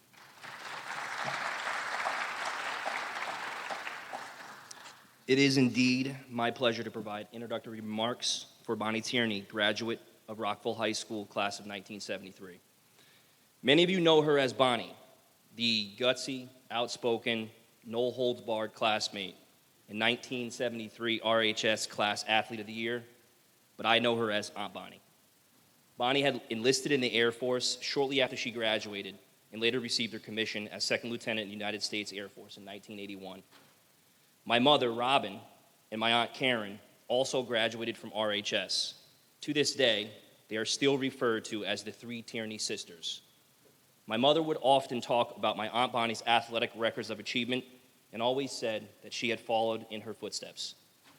Badminton was a favorite sport in the family, and I often recall my mother saying that after-school sports kept her family together. Life for them was not easy. As I only recently come to know, the Tierney sisters worked summers on the farm, and it was there where they developed a strong work ethic, teamwork, and learned that it takes hard work to make positive things happen. Yet, they all missed out on things that we took for granted as kids.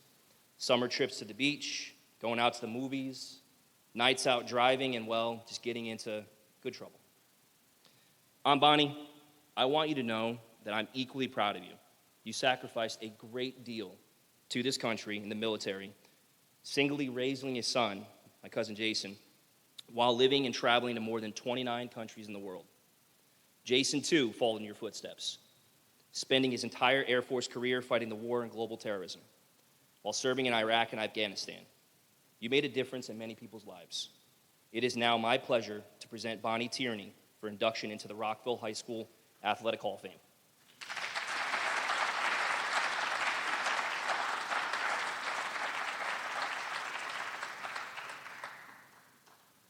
Now, I know Aaron would probably tell you, Bonnie, don't you say it, but you all followed, he was the survivor in Survivor 39, CBS channel, Can you look at that fine specimen? I'm so proud of him. And Miss Logan, I showed her a picture of him kind of in the buff, and I said, if he came up here with just his chest and everything, I would be tops here,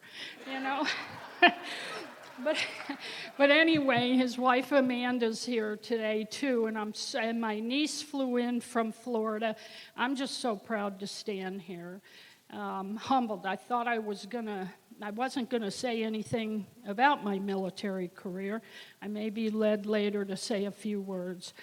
When Mr. Smith called me to tell me I was being inducted into the RHS Athletic Hall of Fame, I was speechless. If you really know me, you also know that really happens. So fortunately for you in the audience, I've been put on a time schedule. The committee's decision to select me for this prestigious honor is very humbling, and I am deeply honored and grateful you took a leap of faith to recognize me. After all, there were no written records or stats to support my athletic achievements other than I was voted as 1973 Class Athlete of the Year, along with Stephen Krajewski, who was inducted in 2014 RHS Athletic Hall of Fame. There are photos in my class yearbooks to support all the intramural sports that I played over my 4 years of high school, and that famous jump ball taken with Stephen in the girls' gym. I must say I love that photo. I was just so competitive. I really wanted to win that jump ball from him. The problem for me, I couldn't compete. Title IX was non-existent until June of 1972, 1 year before I graduated RHS. I never saw my limitations as an athlete or as a girl. I still don't, except for my age. I've been working 50 years on this body, and now I just might be the first female sumo wrestler. In 1993, I worked for the Women's Basketball Hall of Fame in Jackson, Tennessee, where the facility was initially going to be built. I know the behind-the-scenes hard work it takes to make a program like this come together. So Mr. Smith, and I called him Scotty, like beam me up, Scotty, instead of Smitty. But Mr. Smith, as the chair of the committee, thank you for making this 10th year ceremony special for each one of us. To Mr. Bob Malta, Information Director for the RHS Athletic Hall of Fame, thank you for taking time out of your already busy schedule to interview me. It was a trip down memory lane, going back a half a century and an interesting hour. We laughed a lot over my candid responses to his questions, and I know my classmates know I'm very candid. In fact, I wrote that book, and it's all out there, as Miss Logan says. Finally, I would be remiss if I did not thank Carol Hartman, my dear friend and basketball teammate, who today herself was just inducted. Carol recommended my induction and asked me to complete my application for submission. Carol, from the bottom of my heart, thank you. And I love your grandchildren. I saw the pictures of them on Facebook. They were just beautiful. In 6 days, I'll celebrate do women really tell their age? I guess you can figure it out, but 69.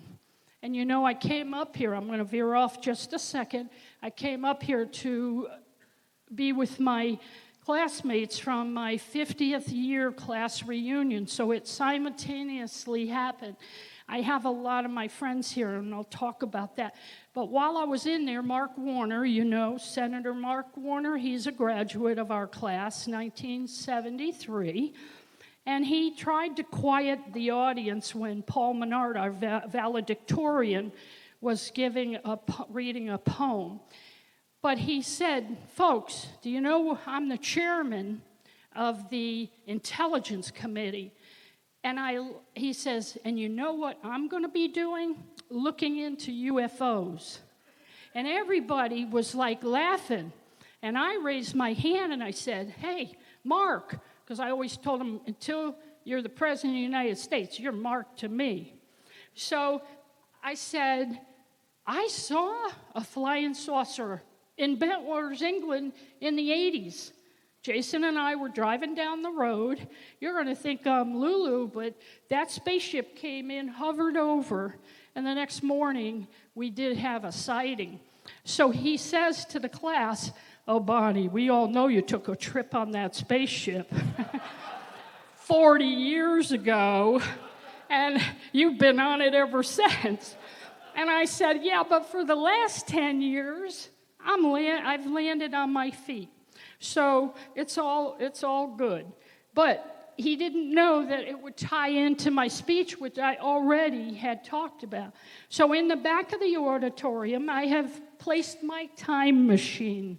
Let's jump in it and go back a half a century to Seneca Falls, New York, 1973, the year I graduated RHS, and where 20 distinguished American women were recognized in the very first induction ceremony. We could go back 197 years because that's how long it took to recognize women. Two women who come to mind were Dr. Helen Taussig, who was excluded from attending medical school because of her sex, but who was a tennis champion in her own right. And then there was Mildred Babe Diedrichsen-Zaharis. Many of you may know her. She was a two-time gold medal track and field winner during the 1932 Summer Olympics. Babe, and I think Miss Logan, Coach Logan will appreciate this, she won 10 LPGA major championships and was one of the founding members of the LPGA. So that's huge. Why am I telling you this, some of you may ask? Simply because it took 197 years to first recognize women's achievements and their contributions in our country. As we zip around the country in our time machine, like George Jetson and his dog Astro. Do any of you remember George Jetson? No, okay. We travel to RHS.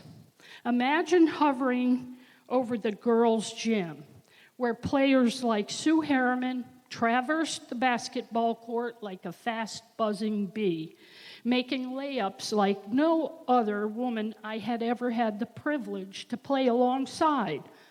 I always likened Sue Harriman as one of the Globetrotters, the Harlem Globetrotters. She was so good. I knew when I passed the ball to Sue, that assist would turn into a score. In fact, I understand walking through and seeing the Wall of Honor or the Wall of Fame, that Sue is on there for her induction, for her work as a distinguished lawyer in California. Then there's my good friend Mara Vieps, now Dr. Mara Vieps, who was also in our class. She enjoyed, at practice, holding the ball at the height of 6 foot, God knows what, and me jumping like a bunny rabbit trying to get the ball. You were never going to do it because she was 6 foot something. And she rebounded better than anyone I knew, and as a result, we went undefeated for 4 years in basketball. The first year at Sykes and 3 years later for RHS. As we continue to hover over in the late 60s, late 60s and early 70s, you get to see me play badminton in the girls' gym. I actually went to the state tournament. And when I went, I had to draw names, and the person that I drew happened to be the winner, and I played her, and then I lost. I got wiped out. And then I went into the consolation round and played each one of them until I came back to play her again. It was amazing. I lost again, of course, but I learned how to lose gracefully. That particular event, badminton, was one of my highlights. And the other was being the first woman in the state of Connecticut, according to Mr. Murphy, to take woodworking in my sophomore year. Now, I took woodworking, and when you look at that, I remember you had your guidance counselor, and you went in to see Miss Murphy, and I was taking a college course, and back then I said, Miss Murphy said, we're going to put you down for home economics. And I said, no, Miss Murphy, I don't want to make any more pillowcases. That's not going to serve me well. Well, what do you want to do? I said, I want to take woodworking. And so she said, oh, you can't. And I said, why not? And she said, because you're a female. And I said, that's not good enough. And I said, you need to go get the principal, please, or somebody who can make a higher authority decision. Even then, I always pressed. Along comes Mr. Murphy saying the same thing. Bonnie, I understand you want to take woodworking. You can't. Why, Mr. Murphy? Because you're a girl. I wouldn't take that for an answer. And I sat there and didn't leave until he said, you can take it. All right, we're going to let you take it for one semester. I heard later that they allowed the girls to take woodworking and the men to make cookies, It was all good. So standing nearby in the girls' gym is Miss Logan, Lorraine Henniger, and Pepper Hitchcock, who is now deceased, teaching us athletic skills, building character and relationships, and when it happens, how to accept loss. In short, how to develop lifelong habits that transcend high school. In the background is Miss Claire Album, GAAC director, and also a 2017 Athletic Hall of Famer, and also deceased, who was a major force directing all the girls' athletics programs, nodding her head while eyeballing you like the futuristic Pathead Summit.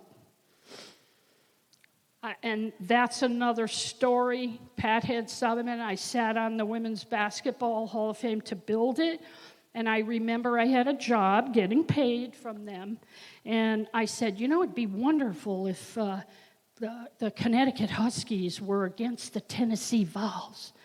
And she looks at me and says, where are you from? I said, Connecticut. And she said, well, who are you going to root for? And I very politically said, with my fingers crossed behind my back, of course, the Vols. And she said, good answer. You can keep your job. That was Pat Summit. Now fast forward in our time machine 50 years, and the machine parks itself outside. That's the way technology is. It's important for me to thank a few more people. First, to my teachers, and I can't thank you enough, Miss Logan, for everything you have done in my life, which you didn't even know. Linda Cole and Marianne Simmons, who really got me through high school when things were difficult at home, as Aaron alluded to, and I was going to quit school. Many of you didn't know that. Some of you might have. Each of them showed me kindness and compassion and strength of character, and that you can change your fate. Together, they had a huge impact on my life then and years after I graduated. Most especially, I'd like to thank my family and friends, my nephew Aaron for presenting me today. Thank you, Aaron. That was beautiful. To Adrian, who had to maybe catch a plane, but she came in from Florida and surprised me out there. My cousin Linny Krasno. Linny, you've been there all the time for me, and I appreciate you supporting me when I'm traveling across the road and I have a PTSD moment. To my lifelong friends and classmate, Melissa Nestis, who's here from the Cape. I just spent a wonderful 3 days up there with Melissa. I had never traveled to the Cape. I had never traveled anywhere because, as Aaron alluded, I went in the military after I graduated high school, so there were a lot of things I didn't see. East Hampton and the Opera House and going up to the Cape was so relaxing, so beautiful. Julia Boyer, unfortunately, she's not able to attend today, but Linda Green Campbell. Linda was always there for me. Linda, thank you. You know, when I was hospitalized, you were right there to give me encouragement and tell me that everything would be all right. Deb Ritson, you too. Bruce Ryder, I can't thank you all enough. Paula White-Lavitt and Sheila Saunders, just to name a few. We had a class that was close-knit. 1973, probably 70 of us, at least throughout the years, we graduated from the 6th grade together, and we have been a cohesive unit. Then there's Mr. Lavatory. He was a teacher, retired RHS teacher. He couldn't make it today, but he did make it to our 50th reunion. He was a Hall of Famer himself. And of course, Senator Mark Warner. Mark was always there for me. When I wrote my book, he actually bought 250 copies, sent them to me, and told me to distribute them to veterans. He also paid for my 40th trip back to the 40th reunion. And I was struggling financially, and he said, a class reunion is not a class reunion without Bonnie. So I am deeply indebted to Mark. Additionally, I want to thank my son, Jason Paul Caceres, for making me a better mother in person by his example. He taught me a hard lesson these last 7 years. Words do matter, and I love him with all my heart.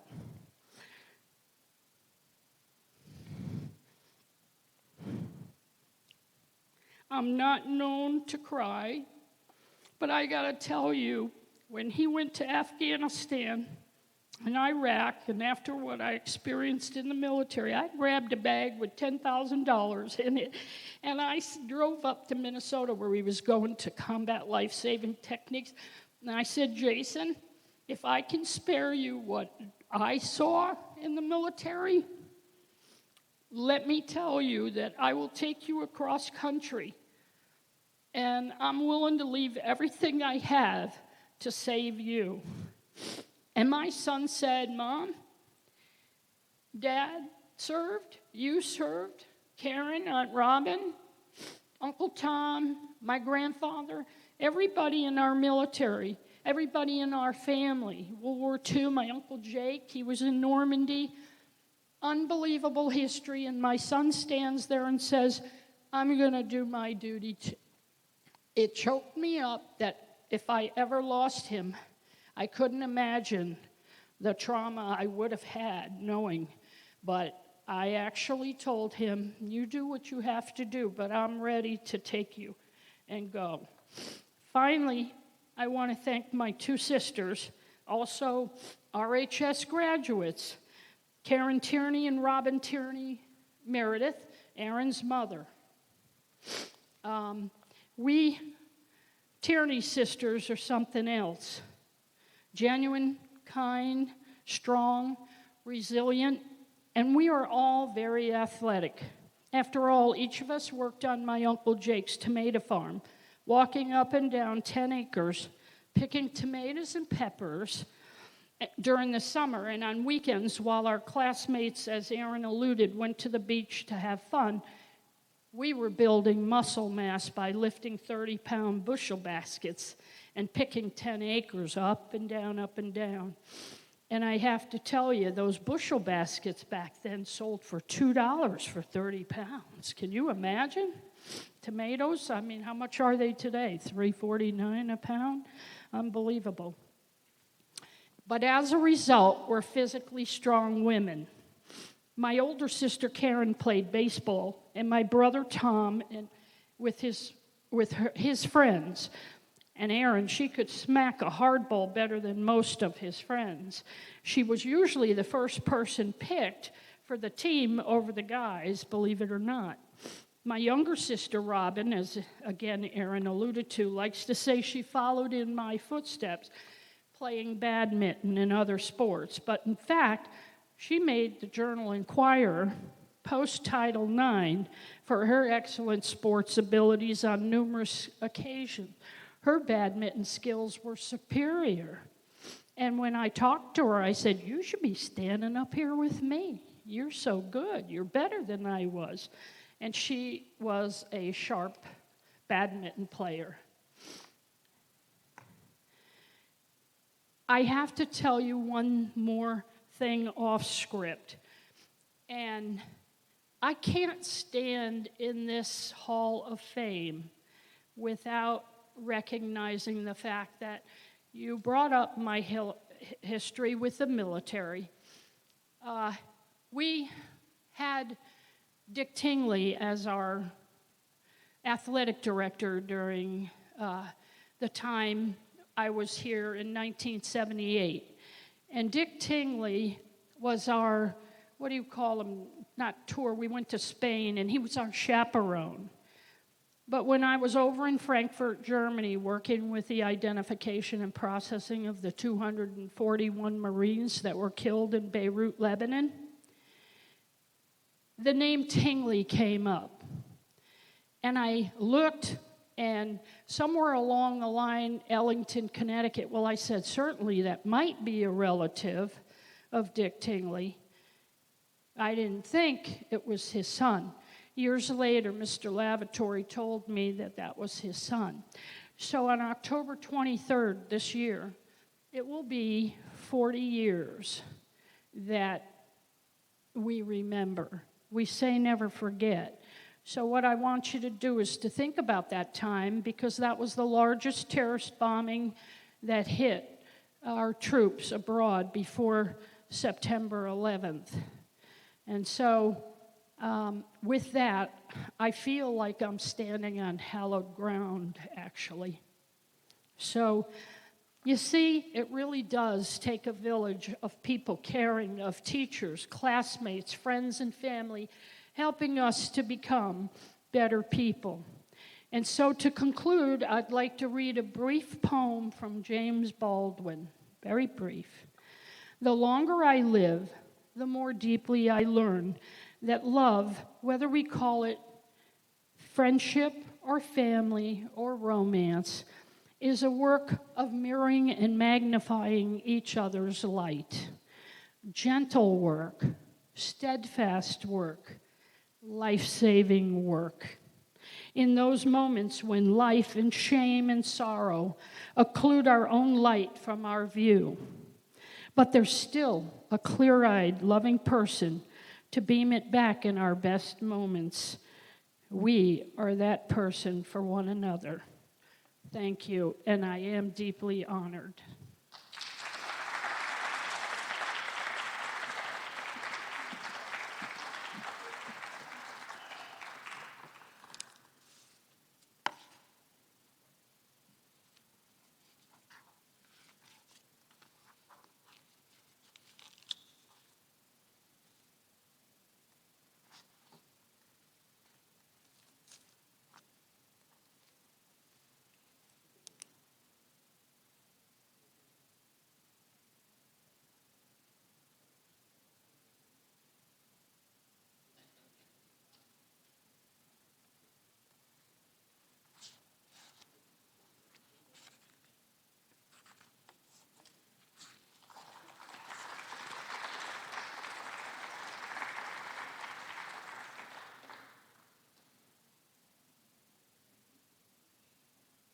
Are you kidding me?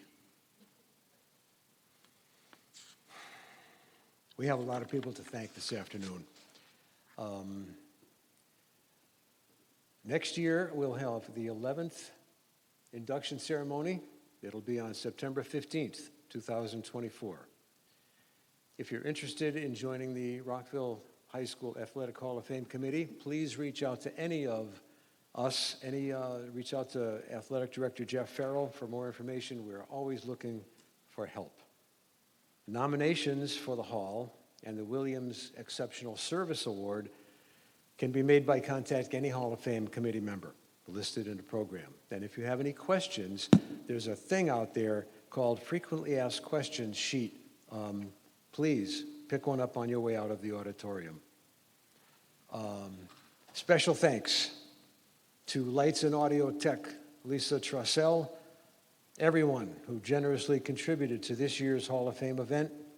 The list is in your program. Clearly, we couldn't do it without your support.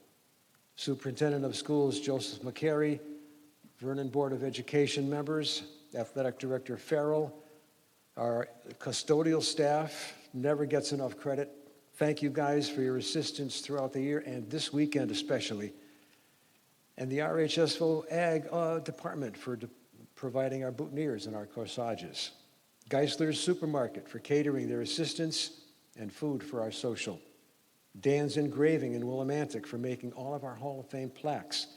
Nick Fitzner for hanging them all in the Hall of Fame display area. And special thanks to the members of the Hall of Fame Mafia. You know who you are. So please, throughout the 3 seasons, please support our athletic teams here at Rockville High School. And a reminder to the inductees this afternoon, please take home your materials, the display table items, please take them back with you. Ladies and gentlemen, it's been a pleasure. The speeches were awesome.